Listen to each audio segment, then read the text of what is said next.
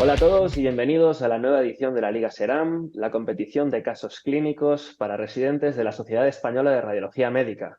Yo soy Albert, uno de los coordinadores de la Liga, y hoy me acompañan el doctor Juan Mesa, radiólogo del Hospital Reina Sofía de Córdoba y responsable de comunicación de la SERAM. Hola Juan, ¿qué tal? ¿Qué tal? Buenas tardes. Y también la doctora Teresa Moreno, que no necesita presentación. Ella es radióloga vascular intervencionista del Hospital Juan Ramón Jiménez de Huelva y tenemos el lujo de contar con ella como miembro del jurado de la Liga SERAM y ha sido la encargada de poneros las cosas difíciles en este primer caso. Hola Teresa, ¿qué tal? Hola a todos, bienvenidos. Muchas gracias por haberme invitado. Bien, recordad que este webinar va a grabarse y vais a tenerlo disponible en el canal de YouTube de la SERAM. Antes de empezar con el primer caso, el doctor Juan Mesa va a darnos una breve charla de presentación de lo que es la Liga SERAM. Juan, cuando quieras. Muchas gracias, Albert. Buenas tardes. La verdad que es un placer estar aquí con vosotros en representación de toda la directiva para dar comienzo a lo que a mí me parece uno de los eventos más apasionantes e ilusionantes que tenemos dentro de la SERAM. Quería agradecer de forma especial al comité organizador de la Liga y a todos los miembros de la SERAM involucrados, ya que han trabajado incansablemente para hacer que esta edición sea todo un éxito y sin duda que han logrado superar todas las expectativas. Son muchos y no quiero olvidar a nadie, pero sí quería destacar a Albert, nuestro coordinador general, en representación de todos, que ha liderado el proyecto desde el principio con mucha determinación.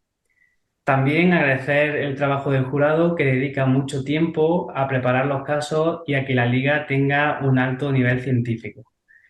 Y por supuesto, muchas gracias a todos vosotros, los participantes, que al final sois el corazón de este proyecto. Y es que este año hemos alcanzado un récord con 134 equipos formados por más de 500 personas que venís de 76 hospitales diferentes, entre los que se incluyen algunos de otros países como Argentina, México o Perú. La liga no solo es una competición, sino que es un espacio donde divertirse, conocer gente y, como no, aprender radiología. Así que, una vez más, muchas gracias a los que hacéis posible que este proyecto siga vivo. Mucha suerte a todos y, sobre todo, espero que lo paséis muy bien. Doy paso otra vez a Albert y a Teresa para que continuemos con la resolución del caso. Muchas gracias, Juan. Aprovecho también tus palabras para agradecer desde el equipo de la Liga a la Junta que apoye esos proyectos que hacemos para residentes. Bien, vamos ya con la primera jornada, vamos ya con el primer caso, que ha sido de radiología vascular e intervencionista. Habéis participado más de 350 usuarios y tenemos 6 equipos empatados a 15 puntos, 6 equipos que habéis acertado todas las preguntas. En esos casos, el equipo ganador de la jornada es el equipo que ha contestado antes el caso. Y este ha sido el equipo Les Petitons del Hospital Clínic de Barcelona. Enhorabuena, habéis ganado un curso de la plataforma de formación de la SERAM. Nos pondremos en contacto con vosotros para que podáis disfrutarlo. Al resto de equipos, recordaros que a diferencia de la anterior edición, en esta edición otorgamos premios para el ganador de cada jornada, así que si el caso ha sido un desastre o no ha sido, vamos, no estabais en vuestro mejor día, podéis seguir participando porque optáis a premios. Cuando se actualicen las clasificaciones, sin embargo, veréis que no es el equipo del Clinic, el equipo de las peticiones, el equipo que encabeza la clasificación, sino que es el equipo Birras del Hospital Universitario 12 de Octubre. Y esto es porque ellos cuentan con una bonificación de más 3 puntos al haberse inscritos el primer día de que se abrieron inscripciones. Dicho y aclarado esto, vamos ya con la resolución del caso. Recordad que podéis hacernos preguntas en el chat y si tenéis cualquier duda, necesitáis cualquier aclaración o cualquier sugerencia, tenéis disponible el formulario de la web y el correo liga@seram.es. Así que nada más, Teresa, cuando quieras, todo tuyo. Bueno, pues bienvenidos a todos y felicitaros desde luego a todos los que habéis participado. Espero que realmente lo hayáis pasado bien. que la adrenalina haya surgido de vuestros cuerpos y espero que no me odiéis mucho por haber hecho un caso de intervencionismo que os haya costado un poquito. Por supuesto, agradecer sobre todo a Albert y Anne y al resto de los miembros de la Liga Serán, que yo creo que están haciendo una función extraordinaria y animaros a que esto siga adelante, que pasen muchas más ligas y que lo podamos seguir pasando bien y divirtiéndonos. Bueno, sin más, yo voy a compartir la pantalla y bueno, os voy a poner el casco, ¿eh? Y bueno, a ver si le doy para que se abra y para que me podéis ver. A ver. El caso era de un traumatismo esplénico y bueno, era importante no solamente conocer qué grado de traumatismo, sino también, bueno, ver qué hacer con él, a dónde enviarlo. El paciente es un paciente que provenía de un hospital comarcal, era un varón muy joven, de 18 años, que había tenido un traumatismo y que le habían hecho un TAC a su ingreso y otro a las 72 horas, que es el que habéis visto. Inicialmente no impresionó el caso como de que estuviera hemodinámicamente inestable, pero hubo un cambio a las 72 horas, como podéis ver, un cambio fundamentalmente analítico que hizo repetir ese TAC y consultar con la unidad nuestra de radiología intervencionista. Os pongo algunas imágenes más representativas, que la mayor parte de ellas ya las habéis visto, y en estas imágenes, pues como podéis ver, hay fase arterial y fase venosa. Creo que también incluí la fase sin contraste. Y vamos a por la primera pregunta. La primera de ellas, bueno, yo creo que es la más importante, era conocer qué es lo que estábamos sabiendo, qué lesiones se encontraban. Bueno, la lesión más correcta era la respuesta más correcta, la lesión 3, que curiosamente ha sido respondida por la mayor parte de todos vosotros y por ello pues os felicito. Es cierto que hay un porcentaje importante, cercano al 40%, que han pensado que existía una extravasación de contraste, que existía alguna lesión más asociada y por eso vamos a revisar un poquito las imágenes. Como podéis comprobar, en todas ellas existe una ruptura del parénquima esplénico, una laceración y un hematoma periesplénico y también existía un hemoperitoneo. Y evidentemente ya en fase arterial, que os las estoy señalando, en los cortes coronales no se observa una vascularización del riñón izquierdo. Y lo que más ha llamado la atención es que en esta fase, que es una fase venosa, porque la aorta realza escasamente y además el riñón contralateral está empezando a eliminar, se veía una pequeña imagen hiperdensa en el polo superior del riñón que podía ser confundido pues, con un sangrado activo, con un pseudoaneurisma y que realmente lo que corresponde es a una ruptura de ese riñón izquierdo y a un segmento de parénquima renal que está viable y que realza de manera similar al parénquima renal contralateral. Eso podría haber sido el error. Lo segundo, pues no sabíamos si lo que existía era una trombosis de la arteria y la vena esplénica o existía una avulsión del pedículo. Hay una hiperdensidad en el estudio sin contraste a nivel del hilio esplénico, que casi seguro que corresponde a una trombosis venosa, también puede ser sangre a nivel del pedículo, pero en este caso consideramos que es una avulsión porque el riñón estaba más grande de lo normal, existía un hematoma peripararrenal y eso hablaba más a nivel de avulsión que una oclusión secundaria por una laceración a nivel de la íntima.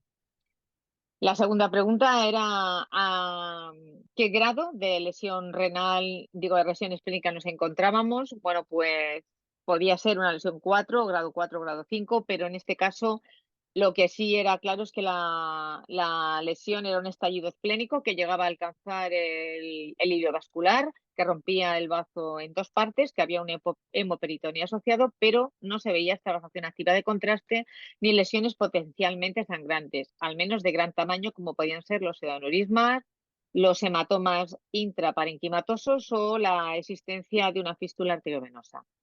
La mayor parte de vosotros, desde luego, habéis acertado y vamos a analizarla un poco en función de qué nos basamos en esta graduación del traumatismo esplénico. Tenéis aquí las dos guías clínicas, una de la Asociación Americana de Cirujanos Traumatológicos y la otra de la Sociedad Europea de Radiología de Emergencias. Y yo os recomiendo que lo más docente es que vayáis a buscar el póster que han hecho los radiólogos del 12 de octubre y que presentaron en el último congreso de la CERAN de Málaga, y que desde luego resume lo que en estas 2 guías clínicas se explica, y que tiene unas imágenes espectaculares y creo que es sumamente docentes, y además están en castellano, lo que facilita pues su aprendizaje. Si queremos ver la graduación y el grado de traumatismo según la Asociación Americana, ¿no?, de cirujanos traumatológicos, pues, y viendo el radiopedia, pues vamos a encontrar una graduación que va a depender tanto del hematoma intraparenquimatoso, el hematoma periesplénico y el grado de laceración. Según aumenta, pues pasamos de un grado 1 a un grado 2.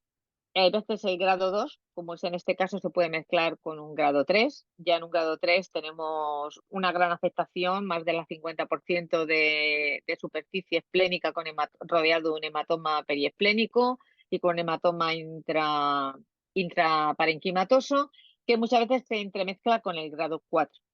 Me paro en el grado 4 porque está señalado con flechas rojas. Independientemente del grado de afectación esplénica, del grado de hematoma que exista, cuando visualizamos una lesión vascular de cualquier tipo, el grado de la lesión aumenta a un grado 4 o a un grado 5. En las imágenes inferiores estáis visualizando un pseudoaneurisma, y también este pseudoaneurisma se visualiza en la arteriografía, por lo tanto, independientemente del tipo de lesión, sería un grado 4 o un grado 5. Y por último, el grado 5, que es cuando existe un estallido esplénico asociado o no a lesiones vasculares y a un importante hematoma periesplénico y hematoma peritoneal. En nuestro caso, pues existía una afectación que alcanzaba el hilio esplénico y lo hemos considerado como un grado 5 sin esta vasación activa de contraste. Bueno, ¿y qué era lo más urgente que hay que hacer, o qué es lo que establecen estas guías clínicas que debemos hacer? Pues la verdad es que bastantes de vosotros lo habéis acertado, ha habido algunas dudas y lo que había que hacer era una arteriografía y una embolización. Y me diréis, ¿por qué no se deben de hacer las otras? Sobre todo, bueno, pues parece que ha habido una confusión con respecto al DIVAS. Perdonadme, la pregunta tenía un poquito de trampa. El DIVAS, que es una arteriografía con sustracción digital, que es lo que hemos hecho, pues desde luego es lo que había que hacer, pero nunca debe realizarse cuando el paciente está inestable, que es lo que pone abajo. Es decir, en caso de inestabilidad hay que hacerla para valorar si se hace una embolización o se hace una cirugía. Solamente se debe hacer tratamiento endovascular cuando el paciente está estable y cuando se cumplen las otras premisas. Es decir, existe una lesión grado 4 o grado 5 de las, existe una lesión vascular asociada y no hay lesiones que necesiten cirugía inmediata. ¿Por qué se justifica la embolización frente a la cirugía? Porque tiene menor número de complicaciones y además mantiene la función esplénica. ¿Cuándo es claramente quirúrgico? Pues evidentemente es quirúrgico y además no hay que hacer nada más, no hay que hacer ningún TAC, no hay que hacer nada, hay que coger al paciente y llevarlo al quirófano cuando hay una inestabilidad hemodinámica. Por eso esa respuesta que habéis contestado muchos era incorrecta. Y cuando hay lesiones asociadas, que son básicamente las 3 que estáis viendo, es decir, cuando hay una ruptura diafragmática, hay una lesión pancreática o una lesión mesentérica. En este caso, pues era la embolización y la arteriografía previa, y esta es, para mí, justo la más importante, porque yo creo que si los radiólogos generales o radiólogos diagnósticos a veces no conocen algo, es la anatomía vascular, y es importante para que ayuden a los radiólogos intervencionistas de cara al tratamiento. ¿Qué es lo que había que hacer? Pues, por supuesto, hablar del resto de la anatomía, hacernos conocer si había variantes anatómicas, pero es importante saber si se pueden localizar 2 arterias, la arteria pancreática dorsal y la arteria pancreática magna, ambas ramas de la arteria esplénica. Curiosamente la habéis aceptado un montón de todos vosotros. Posiblemente la respuesta número 3 también era un poco dudosa, porque hay grandes variantes en las arterias viscerales, ramas del tronco celíaco, pero no afectan normalmente a la arteria esplénica, sino que afectan fundamentalmente a las arterias hepáticas, que suelen ser las que son ramas de la arteria mesentérica superior. La gástrica izquierda también se puede originar aisladamente en la aorta, pero la esplénica suele ser la que mantiene una anatomía más estable y fiable. Bueno, ¿qué más cosas nos podéis decir de la arteria esplénica? Aquí también es curiosa esa imagen donde se ve la avulsión del pedículo vasculorenal izquierdo y una pequeña vascularización intrarrenal. La imagen hiperdensa que hay adyacente al riñón no es una extravasación, corresponde a contraste oral que le dieron al paciente y no sé por qué, porque yo creo que en un traumatismo nunca hay que dar contraste oral porque se puede confundir con las extravasaciones de contraste y que veis correctamente en la imagen de corte axial. Pero sí nos ayuda a medir el tamaño de la arteria esplánica y, si es posible, pues saber dónde están las dos arterias que hemos comentado, la pancreática magna y la pancreática dorsal. Nosotros hicimos una arteriografía selectiva y luego después nos introducimos un poco más e intentamos buscar estas dos arterias. Ahí veis como el bazo está roto y hay pequeños puntos múltiples a bastantes niveles, sobre todo próximos a la ruptura, que sí que podían corresponder a pequeñas bocas vasculares o mínimos aneurismas, que no sé si llamarlos como tal, porque como ellos no se mencionan claramente en la literatura.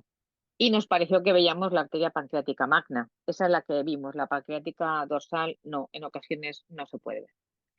¿Y qué es lo que el radiólogo no vascular debe saber respecto a la anatomía? Bueno, pues esto lo tenéis en el póster del 12 de octubre y es conocer toda la anatomía, las variantes anatómicas. Como veis, el bazo se vasculariza por gran cantidad de vías, no solamente por la arteria esplénica, sino por todas las ramas del tronco celíaco, como es la gástrica izquierda y la arteria gastrodenal. ¿Qué es lo que tenemos que saber? Bueno, pues aparte de conocer que la arteria esplénica, por supuesto, es la que fundamentalmente vasculariza el bazo, que hay pacientes que no son jóvenes y que pueden tener ocluido el tronco celíaco y también las vías que nos pueden acercar a él, es decir, las femorales y las ilíacas. Y saber si hay una lesión vascular asociada o no es de vital importancia a la hora de la embolización. Con respecto a las otras ramas que vascularizan, pues son las gástricas cortas, que son ramas de la gástrica izquierda. Tenemos la arcada gastroepiploica por la gastroepiploica derecha e izquierda, que también se unen para vascularizar el bazo. Tenemos la arteria gastrodenal, la arteria esplénica, que por la pancreática dorsal y la pancreática magna da la arcada pancreática y vasculariza también y consigue bypassear una posible lesión en la arteria esplénica. Y por último, pues las ramas pancreáticas de la arteria gastrodenal. En este caso, como ya hemos dicho, pues se decidió hacer una embolización. ¿Y cuál era la respuesta correcta? Y sorprendentemente, pues la mayor parte de vosotros, pues más del 90%, han elegido la correcta. Es una respuesta claramente de intervencionistas, pero que habéis contestado la mayoría. En este tipo de lesiones lo que hay que hacer es una embolización proximal con sistemas oclusores como son los coils o los tapones. Hay dos tipos de oclusión, la oclusión proximal, que es la que hemos realizado, y que lo que intenta es preservar el parénquima esplénico de cara a no hacer una falta de inmunidad en estos pacientes, sobre todo si son jóvenes, y una embolización más distal que siempre va a crear un infarto esplénico y que se hace cuando hay una lesión vascular o un sangrado activo, un sangrado arterial activo. Las ventajas y desventajas las podéis encontrar en este artículo, pero también están recogidas en el póster del 12 de octubre y podemos decir que hay un porcentaje donde la embolización no consigue cesar el sangrado y que hay complicaciones derivadas tanto de la embolización proximal o con distal, mayores aún en la distal que en la proximal, y hay un factor importante, sobre todo en este joven, y es que el tiempo de escopia y de radiación es superior en la embolización distal que la proximal y por ello gran cantidad de autores prefieren la embolización proximal. Dado que no había una lesión vascular ni un sangrado activo, nosotros realizamos una embolización proximal con tapones vasculares que creo que son más rápidos y en ocasiones igual de efectivos que la embolización con coils. De los materiales de embolización no os voy a decir casi nada, solamente que los permanentes, de los reabsorbibles no hablo. Hay unos líquidos, que son materiales líquidos que en contacto con la sangre precipitan y por su tanto se hacen sólidos y ocluyen el vaso. Partículas embolizantes, que hay de diferentes tamaños y que según su tamaño van a embolizar el vaso, en este caso casi siempre arterial. Los coils, que son los más conocidos, que son esos muelles que se colocan en arterias o venas y que producen una trombosis, y los tapones vasculares, que son dispositivos también metálicos que, como su nombre indica, pues se liberan y taponan la arteria. No olvidéis que las embolizaciones producen complicaciones y que por lo tanto pueden solicitar un TAC post-embolización para valorarlas. Y como conclusión, pues que lo más importante que hay que saber es qué tipo de lesión nos estamos encontrando, qué grado de afectación esplénica, según la clasificación de la AST, si hay una lesión vascular asociada o no, y si el paciente debe sufrir cirugía o no debe realizarse cirugía. Nosotros, este es el algoritmo que usamos en nuestro hospital y que usábamos porque las lesiones grado 3 y 4 ya han pasado y ahora pues podemos decir que la embolización se realiza en todo tipo de pacientes con lesiones plénicas, excepto aquellos que están inestables o aquellos que tienen una lesión que es quirúrgica, como ya hemos mencionado. Nada más y muchísimas gracias a todos vosotros por vuestra presencia. Bueno, voy a dejar de compartir. Y nada más, Bueno, pues ya está. muchas gracias, Teresa, por la presentación. La verdad es que ha quedado todo súper claro y muy bien resumido. Además, lo de la pregunta un poco más conflictiva con el sangrado activo, yo creo que queda más que claro que parecía, ¿no? Que es parte del parénquima renal que se vasculariza luego en la fase venosa. Bien, creo que no hay ninguna pregunta en el chat, pero yo sí me gustaría preguntarte, vamos, si en ese mismo paciente hubieses tenido un claro sangrado activo, hubieses visto en Sí, el TAC y en la arteria un claro sangrado activo, ¿hubieses optado también por la embolización proximal? yo creo que sí. Si hubiera un sangrado activo y el paciente está estable, hubiéramos ido a una embolización selectiva y proximal. A pesar de que era un paciente muy joven con 18 años, yo creo que ello lo justifica, ¿no? En este caso, utilizar un microcatéter, alcanzar la arteria sangrante, embolizarla y luego después, dado que había una ruptura esplénica y un traumatismo grado 5, pues hubiéramos puesto el emplaste también. Las dos cosas, ¿no? O sea, las Yo creo dos que cosas. sí. ¿Hubieses hecho una embolización distal Yo creo que selectiva sí. y Sí, una del proximal? punto sangrante y luego, dado que hay una ruptura esplénica, yo creo que hay un estallido esplénico, una afectación claramente del pedículo vascular, hubiéramos puesto un emplaster también. Hubiéramos preservado el resto de vascularización y además tenemos que tener en cuenta que el paciente se había anemizado de forma importante en 3 días y eso quiere decir que continuaba sangrando, aunque no hubiéramos un sangrado activo, pero que continuaba sangrando. Posiblemente no se hubiera inestabilizado hemodinámicamente también porque era un paciente muy joven y sin patologías asociadas. Era una persona a lo mejor más adulta, más mayor, de 70 años, con múltiples patologías cardiovasculares o respiratorias, creo que el resultado podría haber sido más nefasto. Sí, sí, sí. Ujú. Bueno. Vale, perfecto. Pues no hay ninguna otra pregunta en el chat, así que si os parece bien lo dejamos aquí. Os avanzo que el siguiente caso será de radiología torácica, se va a abrir el martes 7 de noviembre y tendréis 2 semanas para contestarlo. Esto ha sido todo. Muchas gracias a todos por estar ahí y nos vemos en el próximo caso. Muchas gracias a todos los participantes y a vosotros, ¿eh? Y gracias por invitarme. Nada, Adiós. adiós, hasta luego, hasta otra.